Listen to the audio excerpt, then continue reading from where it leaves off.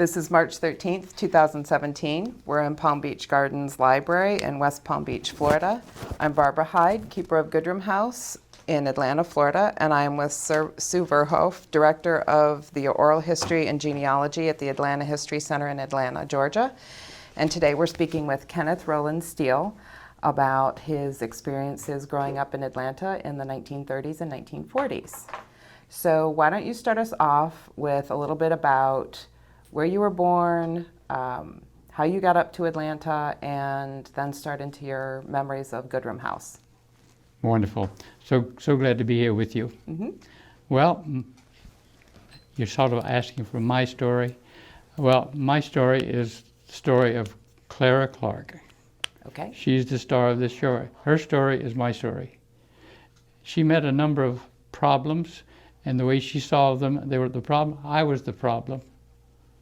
And she solved them, and that's what my story is. So let's start in England. My mother was named Clara Clark. She's from Stony Stratford, England, and they were from the poorest of the poor. And they had no assets. There were about 5 children, 5 Clarks, and the big thing was World War I. One of the Clark daughters married a Canadian soldier. And my mother was the sister of the girl that got married. And she met a Canadian soldier there. And they corresponded. My mother's 15, the soldier's 21. And his name is Wilfred Washington Steele, and he's going to be my father. And my mother's going to go all the way. They got a mail order marriage and courtship. And we believe that he sent her the money for the passage. When she got older, they corresponded for a number of years, and Clara was smart enough to see that there was absolutely no future in England. The poorest of the poor, that is really poor. Like we have letters that show they didn't even have grocery stores in those days. Things were really hard. So my mother, the main quality she had was courage. To imagine you're, say, I'm not sure exactly her year, 21 years old, and she makes the decision to run away, go across the Atlantic Ocean, completely alone, no money, then land in America, then go another 3,000 miles across Canada to the deepest woods. British Columbia's, the woods, the woods is like the ocean. There's nothing but trees out there. And he was a lumberjack, a tough guy, a lacrosse player. And they arranged to go directly from the train after that long journey to the church, which the priest had already been arranged. The wedding license had already been prepared because we're just coming out of the Victorian era. Protecting young women was a big thing. And there were no women in British Columbia, virtually. So remember, my mother went there because the 2 soldiers, Laura was my mother's sister who got married. She married Mr. Bazell, and his buddy was Mr. Steele. So they were in Trail, British Columbia, and that's where the train went to. And we're talking 1924. And they were married. Tad has got pictures of the church and everything. He's done all the detail work. He's found we have the wedding license and everything. Can you imagine going directly from the train to the church? No playing around here, boy. Women are protected because they know what beasts men are. So less than a month goes by, and Clara decides they're married. And he goes to work every day, and he abused her. Now, my mother never went into any detail on that, but she decided to get out of Dodge. So we assume that every night when they go to bed, that she would wake up during the night and take a few coins out of his pocket. And she built up some kind of a nest egg and talked to somebody out in town, and so she caught the train to get out of the trail. And someone told her, if you go to Detroit, Michigan, you could talk your way, you got to get away from this man. That was Clara's idea. She was afraid of him, Mr. Steele.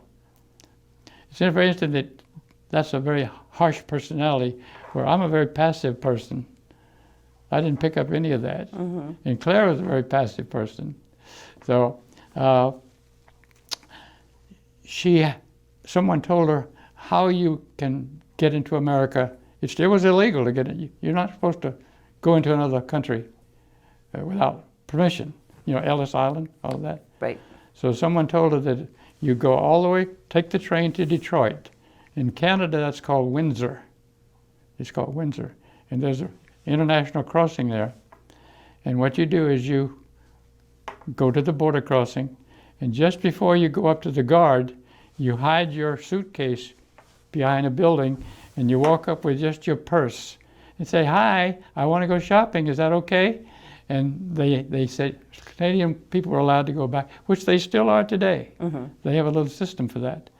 So my mother did that, and he said, "Come right in." So at that moment, my mother is now an American, though it's illegal. So then she goes to all I know is what she told me.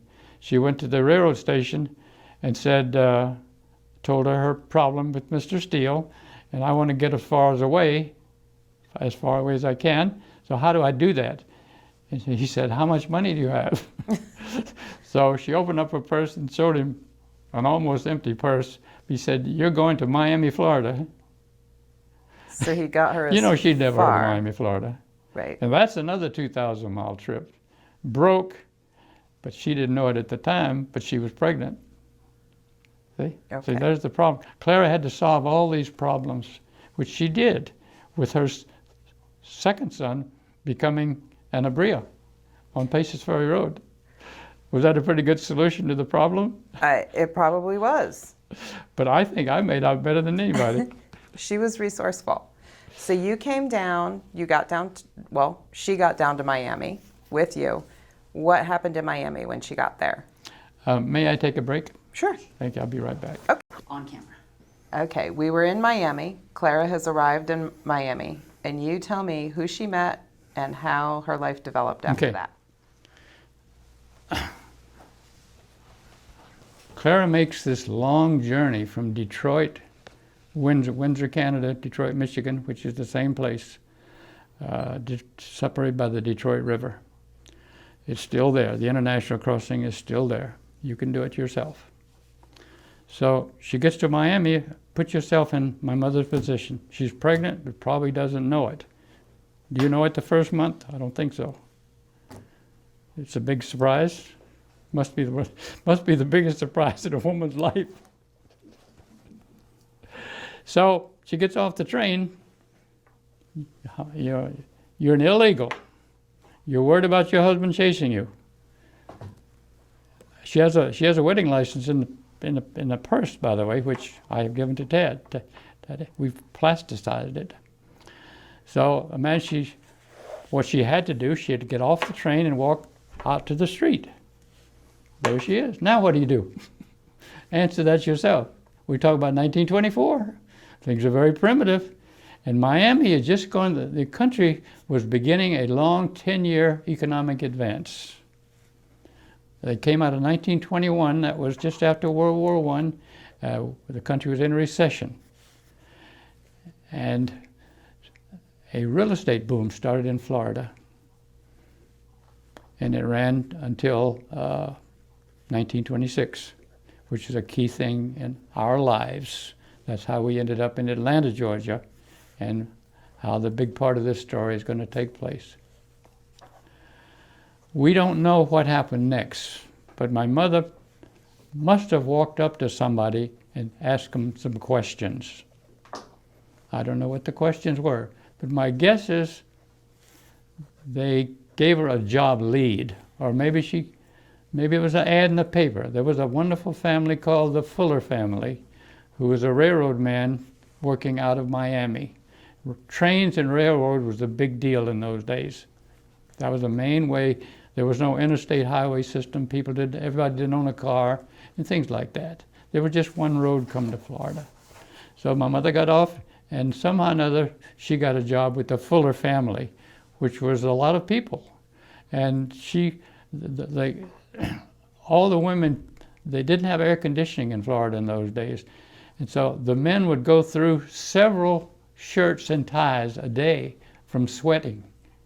We have some pictures that the Fuller family and the men, how dressed up they were. This is the first real boom of the modern era, and Florida was a boom town. And my mother had latched on to a well-to-do, not rich, but a well-to-do. They had a nice car, which we have a sedan picture of, and my mother conned them into hiring her, even though she had this infant. I mean, she was pregnant. You hire a pregnant woman to be a housekeeper and wash and iron. Remember the washing the clothes was a big project, and they didn't have dryers. You hung them out in the sun, and all the women were involved in keeping the men, the money earners, neat, and they dressed very well in those days. And Florida became known to the country as a place you could get rich without working. What you do is you catch a train in New York, you go to Florida and you get off, and they have men there selling a little document called a binder. And they'll show us they're going to build a house over there. And that's what the document was. And they got back on the train, and you could sell that. It was interchanged as money, and that's all in the history books. And it was Miami Beach was the big thing in those days. The beach had appeal. And so somehow or another, my mother got the job, and fortunately, we have her daily diary in her own handwriting. Going to the movies was the big thing. She describes in there, she and her friends going to who was the great lover in the movies? An Italian guy of some kind. Valentino. Rudolph Valentino, and how wonderful it was for the ladies to see Rudolph Valentino.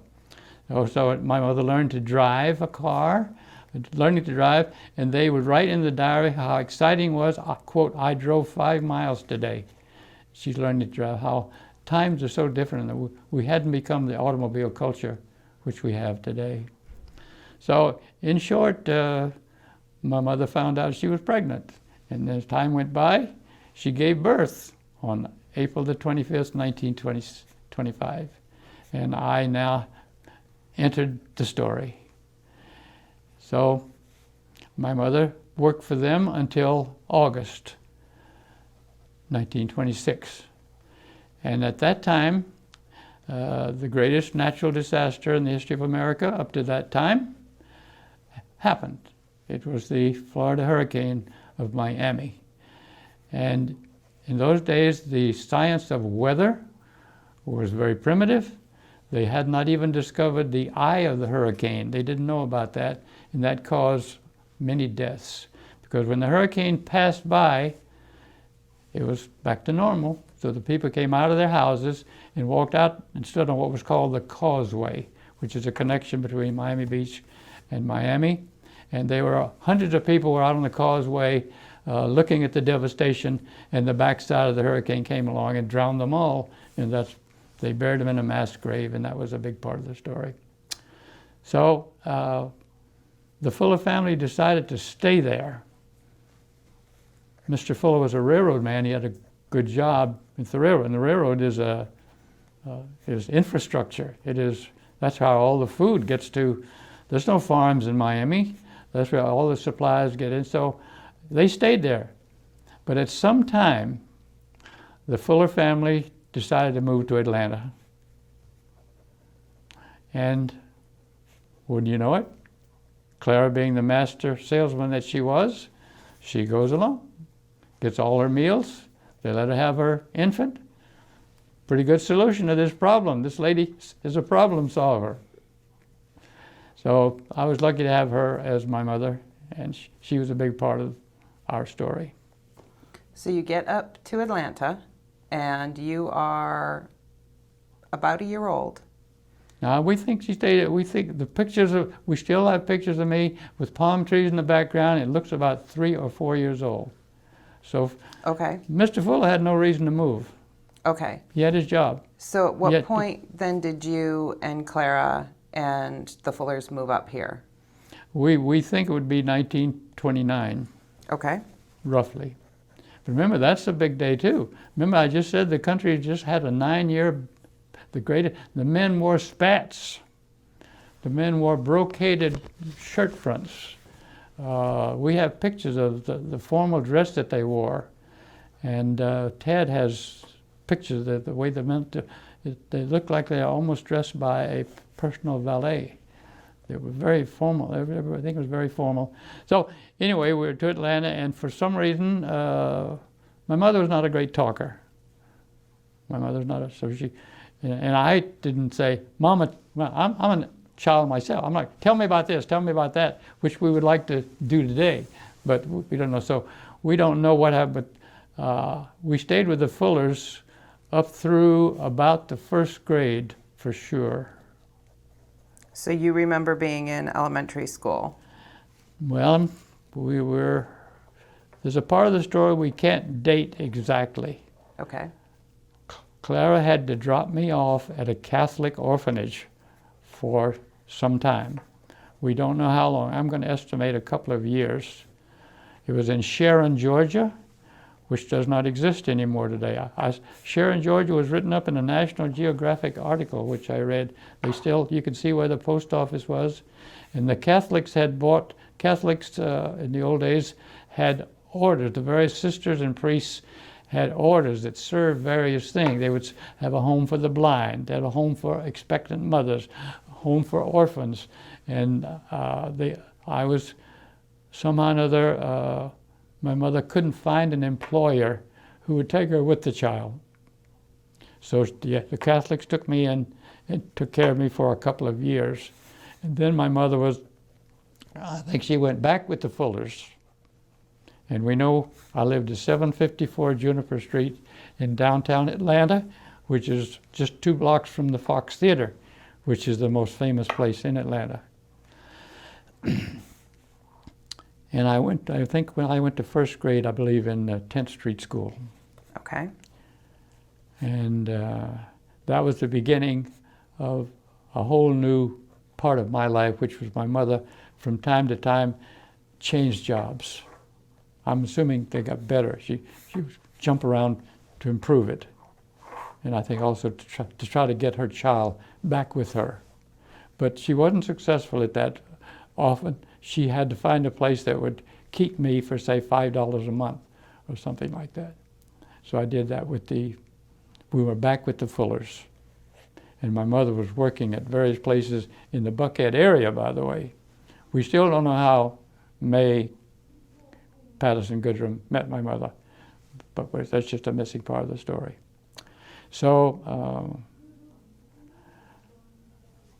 a new lady enters the story, May Patterson Goodrum, who had a mother called Molly Patterson, who was elderly, and she was still competent but needed a full-time caretaker. And May could not have a life of her own if she stayed there and took care of her mother, which she wanted to do. Yet she had the resources to hire servants. So that's the big thing. My mother apparently either answered an ad or somehow they got together. So that was the key step, getting Clara and May to meet, and that happened. And they lived in a second floor apartment in, I think, about the 11th Street area, not far from the Margaret Mitchell house. And how old were you at that point? I don't know, but I remember it. I remember someone had brought, we're in the area of bootlegging. Someone had brought a bottle of corn whiskey up to this second floor apartment. And I held the bottle in my hand. They actually had a piece of corn floating around in there. And I don't remember whether I drank it or not, but it was in that apartment. People like to drink whiskey. Mm-hmm. Prohibition says it's illegal. So people are going to drink, aren't they? So you think that was in the first Let apartment? me take a break. I need some water. Sure. I should have brought a bottle of... On camera. Okay, so the last thing you talked about was the bottle of corn whiskey that you were playing with. in the apartment. So that was probably one of your earliest memories, you think? No, I remember the orphanage. Okay, what do you remember about the Oh, I orphanage? remember everything about it. And we're talking about 2 years old. We're just guessing. We don't know where she slipped that in there. But remember, the key problem it seems to me she had was that she was a competent worker. Everybody, she was a workaholic. In fact, that may have played some part in her death. She worked when she shouldn't have been working, and what it did to her body and so forth. So, where was I? I lost my track. We were talking about the orphanage, Yeah. and you said you remember everything about It it. was like the church did not say take $50,000 and build a building and call it an orphanage. They didn't do that. They bought an old house out in the country, in a town called Sharon, Georgia. And the interstate system, highway system, destroyed a lot of towns because it bypassed. The old towns were based on being a railroad stop for farmers pick up their crops and cotton. But when the interstate bypassed the town died because the railroad stopped and the interstate stopped. Took off all the traffic. So You remember the house. it is still on the map. Right in this library here, I've found a source that's a National Geographic magazine issue that had pictures of Sharon, Georgia today, and all that's left is the old post office at the sign that says Sharon, Georgia. But my mother, somehow or another, someone told her that these wonderful people, the Catholic Church, will take your child, even though he's not an orphan. And they had, it was all almost, they're not babies anymore. Because I remember when Sister Teresa, who was the boss, we were out playing in the yard, she would just clap. She clapped one time, and you're supposed to come. And we did. And it was a good experience for me. We had about, I'd say, a couple of dozen 2-year-olds, and they lived in a single big room, and all our needs were taken care of. So that was somehow my mother got me out of there and found rich people that would let her have the child with her. We have a series of pictures of me living in the north side, not quite Buckhead, but down near the Brookwood Station, Washington Seminary. My mother found employment there, and they let her have the child, which, the mother's always wanting to get the child. Yeah, I got to have a job, but I want my baby as soon as I can. And she constantly was fighting this battle and succeeding. And so we have pictures of me once the Goodram House was built, and Clara and Molly and May moved there, 3 women in that big house. And men were not in the scheme of things. That house was built for 3 people, no one else. And so as time went by, that really changed, didn't it? Do you remember who was in the house between 1930 and 1936? As far as with Molly Clara? Patterson, May Patterson Goodrum, and Clara Clark. And do you remember any of the help or the servants that they had with them? Oh yeah, it was a consistent group. It was Emma the cook, who taught me how to make jelly and make pies, and I hung around the kitchen much of the time, just hanging out back there. And George was Molly's chauffeur and butler, and May had her own chauffeur and butler, that was Raymond, and they had a Cadillac, and Molly and Clara had a LaSalle, and then there was a utility car, a Chevrolet. So basically we had 1, 2, 3 cars, and then later on they got a station wagon, but a lot of cars. So where was I? We were talking about how did the system work? So if you're The servants. right, They were always there. Nobody ever. One thing about it, remember, in time, Clara was promoted. They brought in a pair of nurses, a mother and daughter nurse combination called the Beverleys. Mrs. Beverly and Miss Beverly. And what later on became Frances Abrea's bedroom, that was Molly's bedroom. And that was sort of like the headquarters. Molly was senile by that time and required a lot of attention. So she had two. So Claire had to, May had to figure out what to do with Clara. Mainly by that time they were cronies. They were thick as thieves. They were together a lot. And whenever May would go to Sea Island, Clara would go down with them. Because she became part of the family. And when Francis married into that, he accepted that, and Clara was just part of the gang. So, Do you remember going down to Sea Island? oh yeah. So you would go out and travel with them? I lived in there's a little house across the street from the main house in Sea Island, and I would live in there. I never lived in the big house. But just to make sure if anyone doesn't know it, and the Sea Island property became separated from the Atlanta when they sold it. Peter tells me that the water's all the way up to the house now. The water used to be, 80, 90 yards from the house. But now I'm just, in time the Atlantic Ocean is all along the eastern seaboard moving up. And Miami's already having houses, some houses that are inland are already being, the basements flooded, so it's hitting Miami already.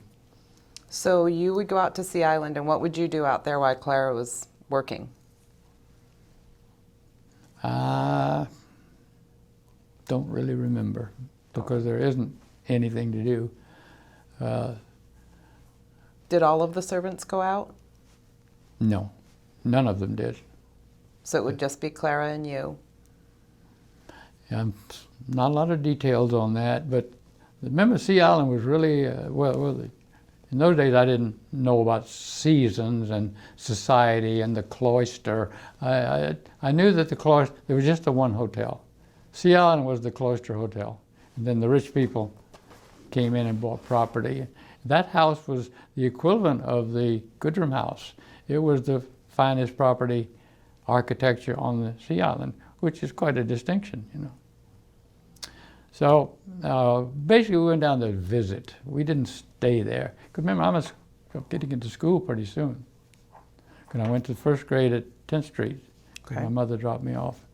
So a little more with Sister Teresa and the orphanage. That was a very positive experience. Can't think of anything else to add, but in time, my mother got me out of there and began to live in a sequence of homes in the Buckhead area. People who would take, we figured there was $5 or $10 a month is what it cost to take, my mother would do that. And then you would come and visit Goodram House, usually on the weekend? Yes, because I don't remember that, but we have pictures of it with me in very expensive children's clothing, an expensive overcoat, a child's overcoat. And you can see that it's very expensive. And apparently May made her charge accounts available to Clara.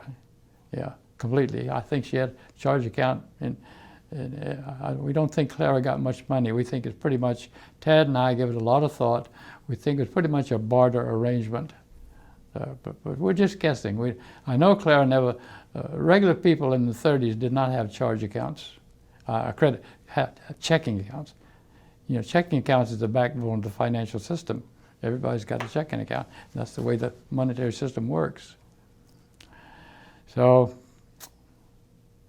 you don't remember your mother ever going to the bank or no depositing money? The only finance, remember, I worked in finance as one of my careers. And my first exposure to finance was somehow or another, and it showed how the value of money has changed.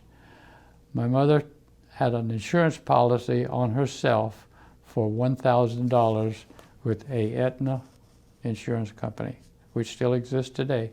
And when my mother died, they sent me a check for $1,000. That was my first financial, and I went on to be professor of finance at the University of Southern California Graduate School of Business. So Going back to Clara then, she was living at the house at West Paces Ferry at Goodram House. And then you would come and go. Let's make a small distinction. We should, in the beginning of the story, say that it was 256 West Paces Ferry Road. And in time, the powers that be changed it to 320.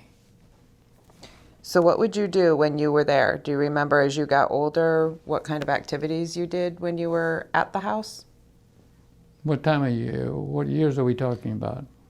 Say by 1936, you had, Well, by let's back up. 36, that sounds like we're talking about 35, 36.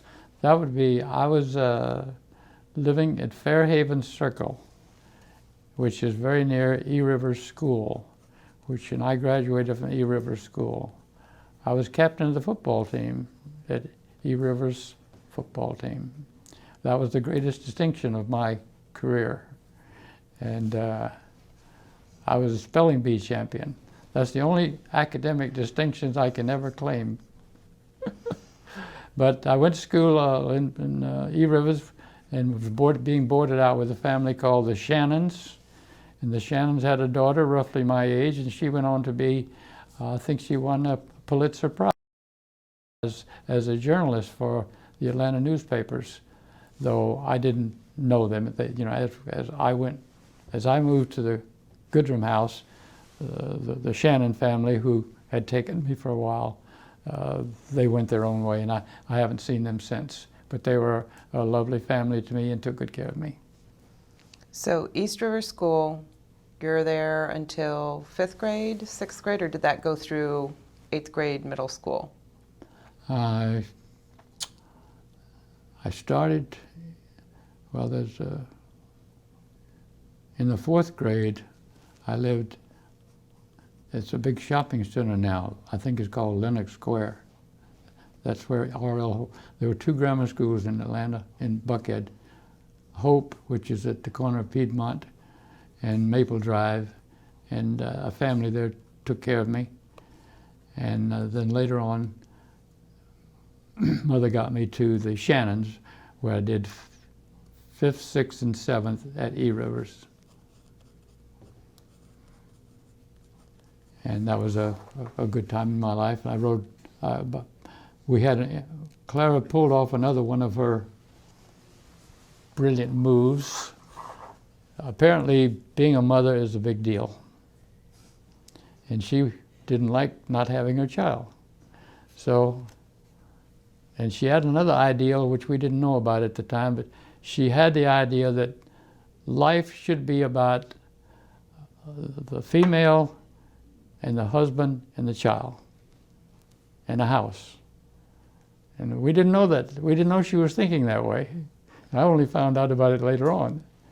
But so then she began looking for a husband. And she found Bob Cody, who was a parking lot attendant at the church where Molly went to school. They fell in love, and Clara was looking for a father for her son, Kenny Boy. Remember, Peter's long into the future. So on Wednesday night and Sundays, Clara would drive Molly to the Second Pompton Baptist Church on Lucky Street in Atlanta, Georgia. And Molly would walk across the street and go to the church, and Bob and Clara had their courtship while Molly was at church. Worked out very well. They got married. We have all the marriage certificates and all that. Tad has found everything. And quite a story, romance. What do you remember about Bob? We have many pictures of Bob and me, and I cared about him. And he was a professional electrician, the finest trained, like he was a building custodian for CNS Bank in downtown Atlanta, completely in charge of the building, all the responsibilities he would have, the water, the heating, everything like that. Bob did that. That's the kind of work he did that at a hotel. I can't remember the name of it, But Bob was a hard-working guy, and whenever we took his picture, he always had on a three-piece suit and a necktie. He was a very formal guy, and we have a lot of pictures. You can tell that Bob and Clara had a great love affair. And Clara had once again achieved one of her goals. She had all these goals that nobody knew about, and she was gradually getting her child closer and closer. And then they just, now what? Where are they going to live? So we decided to get an apartment at 5 East Wesley, which is a main intersection in Atlanta called Dead Man's Curve. And it was a very nice apartment, and Clara would drive to work back and forth, and Bob had his work downtown, and I rode my bicycle to E-River School. So that's where we are up to now. Okay. And You want to take a break? I'm going to take another break. Okay. If I can learn how to do this. On camera. Where are we? We are at E-Rivers. You're in elementary school there. And I graduated E-Rivers in 1938, and I was a spelling bee champion. I'm very proud of that. That was the beginning of my interest in academic affairs, shall we say. I go to the social heart of Buckhead for young people was North Fulton High School. And they had a very well-pronounced social pyramid there. On the top of the pyramid was the beautiful girls and the handsome men and the rich men, rich boys that had cars. And then down at the bottom, you had the poor people, the dumb people who didn't take the classical course. The rich kids all took 4-year, they took Latin, where the smart kids took shop. And in the middle was the middle of the pyramid. And then later on, 30 years later, we have a reunion of that, the class of 42, 43. And this, in any number of cases, the social pyramid has been turned upside down. where do you think you fell in the social pyramid? I was a nerd. But I was a varsity football player, that's the highest rank you can hold. And Ted, you dug those pictures up. You've got a picture of me in my North Fulton football uniform. 16 years old. What position did you play? Back. I was a halfback. Yeah. But it was playing football is a great thing for young boys. They like to knock each other down for some reason. It's a dumb idea when you think about it. All right, let's get you going. Where are we? So I'm going to go to North Fulton High and had a wonderful time there. And What do you remember about North Fulton High School? Did you have close friends that you kept in contact with? to some degree, but not much, because World War II was a great splintering force. World War II hit America like a bombshell. War had been going on in Europe since 1939. And Pearl Harbor was the last month of 41. So the world had been at war for 2 years, and American people said, we're isolationists. We just come through World War I, and we're not going to do that again. So we did ship more goods to Britain, but Germany basically defeated. They conquered France, and they bombed London, and they tried to invade, but they weren't successful. But the war had been going on in Atlanta, in American. We were over here keeping our shoes from getting muddy. We didn't get involved. Did your mother? That's not our business. But Japan made it our business when they bombed Pearl Harbor. Did your mother still had family in Britain Yes. during the war? But there was no contact that I know of. But not deliberate, it's just, there was all the cargo space was used for gasoline, military, food. Britain had no food. We supplied them for everything. even when we were at peace, we committed ourselves to the English. So remember, I'm 16 years old, and we were all very patriotic. I'll talk more about that later if we have time. Ken, can you tell us what you remember about the day Pearl Harbor happened? Sure. It was a Sunday, and the big thing in transportation those days was General Motors pulled a masterful sales trick. We had a type of transportation. When I was younger, it was the streetcar. Every city in America had a streetcar system. It was electrified overhead, and it was a very nice system. It was very effective. Every city had one. And General Motors wanted to sell them buses. And they had a master salesman who went around and talked the city fathers into going to buses, which is diesel fuming. Pollution wasn't in the vocabulary in those days. But they junked the entire beautiful, in the picture I gave you last night, a bucket. If you get a magnifying, you could see the trackless trolley parked at Jacob's drugstore. So on December the 7th, the Fox Theater, I was on the trackless trolley going to a movie Sunday afternoon at the Fox Theater, and someone got on the bus and told us about the attack at Pearl Harbor. So we went to the movie and went home. So that was the whole new meaning of, if you ladies are historians, if you need a master overview in almost everything. And the way to look at the 20th century was the greatest century up to that date. And World War II is a dividing line. There was the world up until December 7th in World War II. And then after that, everything changed after. Nothing, once the war was over, they didn't do anything the same as they did before. The biggest thing being what shaped my life was the smartest move the Congress ever made. They created something called the GI Bill, which there were 16 million people in uniform, men and women. That's Army, Navy, Air Force.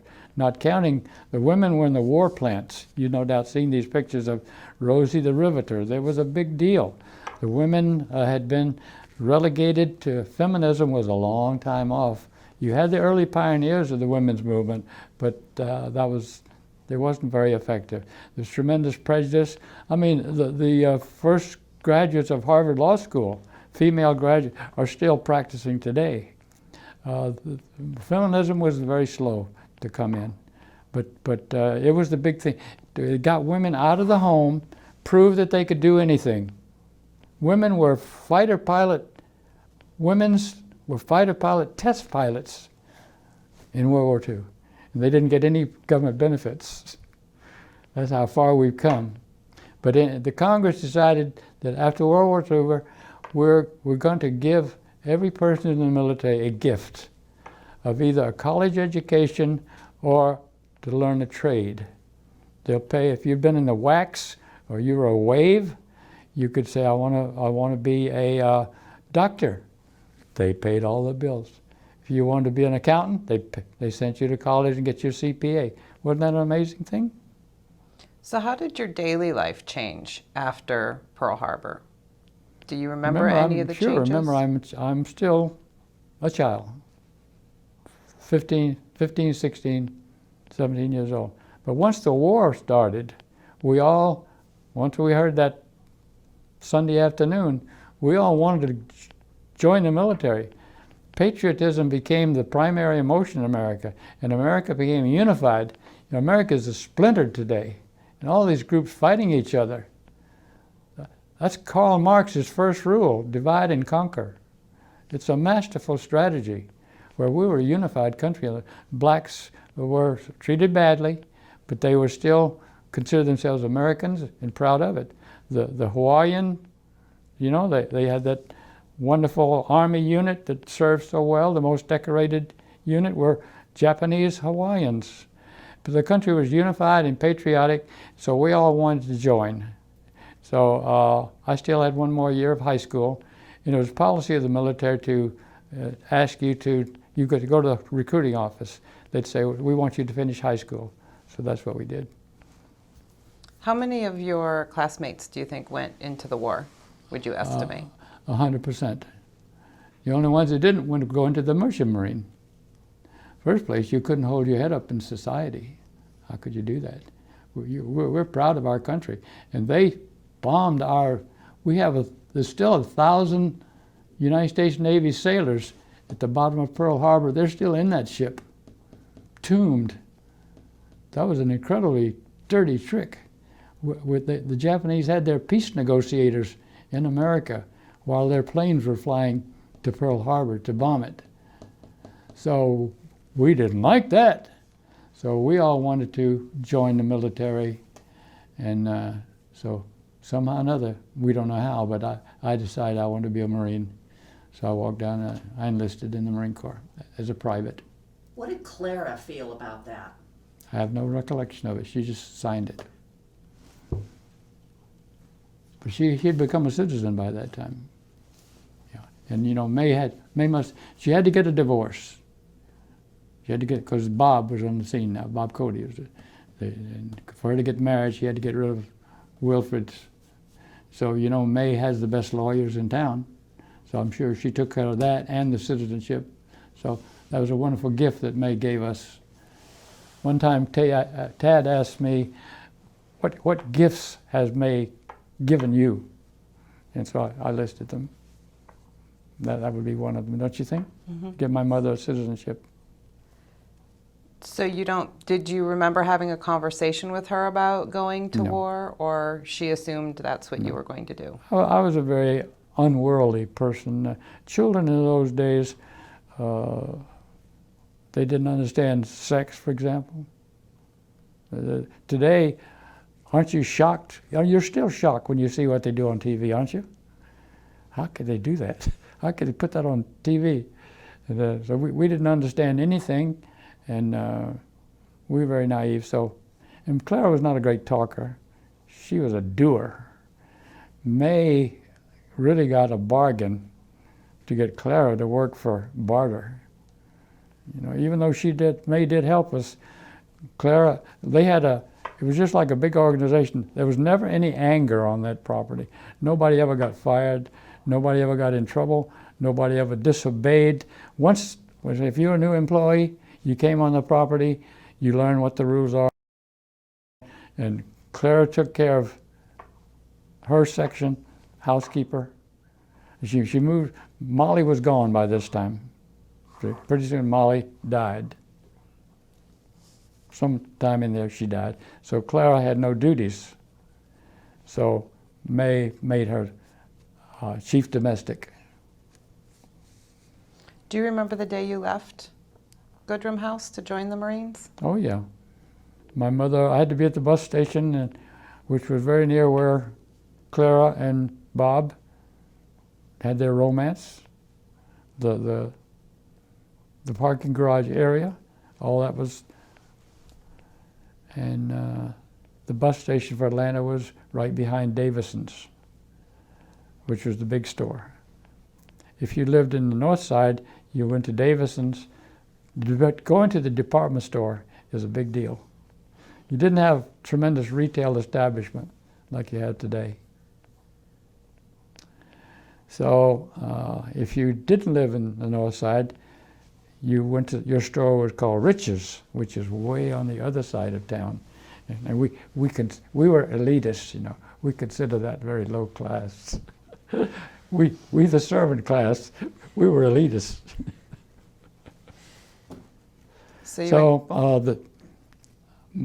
I signed my enlistment papers, and I was committed to actually sign a contract with the government to serve for. Today they join for a certain period of time, a 4-year enlistment, but in those days you call it the duration of the national emergency, whatever it takes. So I had to be at the bus station to join a busload of Atlanta boys who joined the Marine Corps at the same time. So my mother drove me to the bus station, had a lunch, and wrote me a farewell letter, mother to her child. She said, "You're the greatest thing that ever happened to me." I still have the letter. And Tad has a copy of these letters. You know, you being moms. Are you a mom? I am. You're a mom. So You guys would love my mother. You guys would have been good friends. so you went. So she took me to the bus station, and I got on the bus, and the other boys. And a big thing in the Marine Corps, everybody who's ever been a Marine goes through what they call boot camp, which is very severe. And they really find out if you can take it. Because they assume that combat is going to be the worst thing that's ever going to happen to you. So they come up with a civilian. It's pretty cruel. It's harsh physical effort. The training is grim. They still do it today. Because a Marine, if you're an enlisted Marine, I'm your officer, and I say, "Sue, see that hill up there? See that machine gun now? I want you to go up there and take it." You don't even say yes, sir. You just go do it. But you get shot and killed. So the Marine Corps has learned how to take a high school kid who's playing football and having dates with pretty girls. In less than 6 months' time, they make him willing to do that. And so they don't want to mess with this system, which is you break down this teenagers. By the way, the teenager hadn't been invented yet in my day. There was no such thing. They worked for the grocery store. They had a paper route, but they didn't have any purchasing power. They weren't just keep your mouth shut and cut lawns on the weekend. The teenagers that really had no place in the society. So you go to boot camp, and it's a unifying experience. Everybody who's been a Marine has gone through hell. Boot camp is hell, literal hell. But you don't quit. Marines never quit. You can stick a bayonet in me, but I'm not going to retreat. And that's the real psychological achievement. The Army hasn't been able to do that. One thing, they're a lot kinder. The Army is a lot kinder. Kindness is not a quality of Marine Corps sergeants. They don't have that quality. So we did the training and went on. And then when you finish your boot camp, you get your first regular assignment. And I was sent to the Washington, D.C. area where everybody was in uniform in Washington. You go there on a weekend, almost nobody wore civilian clothes. And the streets were jammed on weekends. Streets of Washington, D.C. are dangerous today. There was no crime in America, virtually no crime. So what did you do in Washington? I was an MP. I was a policeman. And everybody on the streets is a soldier or sailor. And you need police people. We settled bar fights and things like that. And how long did you stay there? A year and a half. And then the big thing happens. While Pearl Harbor started the war, but Japan they owned half of the Pacific Ocean. And so we had to defeat Japan. And that was a 3-year project, and we lost the war, most of the war. The Japanese were a great navy, a great army, a great air force, way ahead of us. Our fighter squadrons, many of them still had biplanes, which is a joke today. And they were all shot down by the Japanese, who had the modern fighters.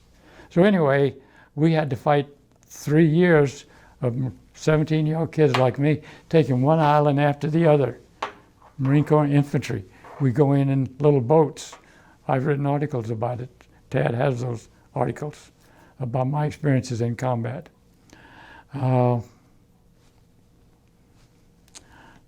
big thing that happens, The Marine Corps, the war is going to soak up, it's going to need thousands, hundreds of thousands of Marines and soldiers to take back the Pacific. We had to go to Japan. My last battle was Iwo Jima, which is just about 200 miles from Japan. For 3 years, we took one island after the other, and we turned an island into a base for the Navy, the Air Force. Then the Marines would take the next island, then the next island. And thousands of men are dying on each one of those islands. And these are the insignia of the people who fought in those wars. There were 6 of them, 1st Marine Division, 2nd, 3rd, 4th, 5th, and 6th. And we fought those wars for 3 or 4 years. So that's what I did in World War II. I was a private in the infantry, and I was an MP in Washington. What do you remember about the trip overseas? Well, the more important trip was the railroad trip from the East Coast to the West Coast, San Diego, where you got on a ship and you went across the Pacific. But the railroad trip, my mother had just gone through a railroad trip, 2 railroad trips. The American people were very insular. They stayed in their own hometown. We didn't travel. There was no such thing as a travel agent or buying a plane and going to, the country has really changed, and transportation has been one of the big ones. So anyway, I had a good career in, I never was promoted. I was always a private. And I never felt, but the country went through a lot of social change after World War II. And if you went into the military for the Korean War, which was just 3 years later, you could make sergeant in the Marine Corps in 1 year, where in my day, you couldn't make corporal in 3 years.